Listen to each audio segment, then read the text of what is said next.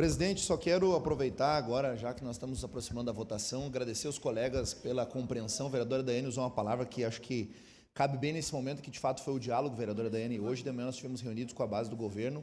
Levei a proposta feita pelos vereadores Andressa Marques e Cláudio Libardi, oriundo da bancada do PCdoB. Também a questão da bancada do Partido dos Trabalhadores, da mesma forma, a vereadora Estela, a vereadora Rose, o vereador Lucas, que não pode se manifestar em razão da presidência, mas que também participou desse diálogo. E também saudar aqui os membros, do Coro Municipal, assim como o pessoal da Orquestra Municipal de Sopros. Eu falo com bastante propriedade, porque também sou músico, toquei por muitos anos trompete, trombone, e sei da importância da Orquestra Municipal e recebi com bastante preocupação esse anúncio. Inclusive, agora, na próxima terça-feira, nós temos reunião com a secretária de Cultura para tentar entender melhor esse corte, enfim.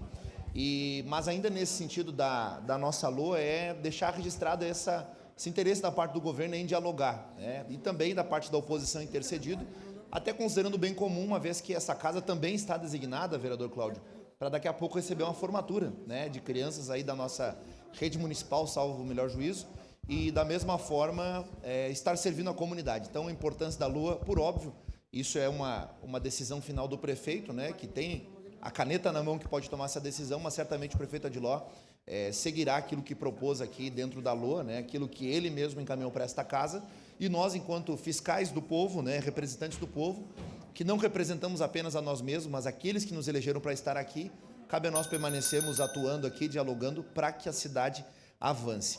Para encaminhar, hoje mesmo eu dei uma entrevista ao Jornal Pioneiro, que certamente os colegas já estão também sendo consultados aí pelo jornalista André Fiedler, e mencionei sobre isso.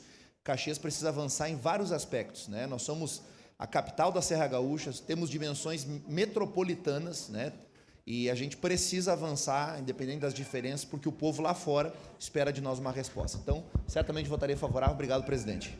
Obrigado, vereador.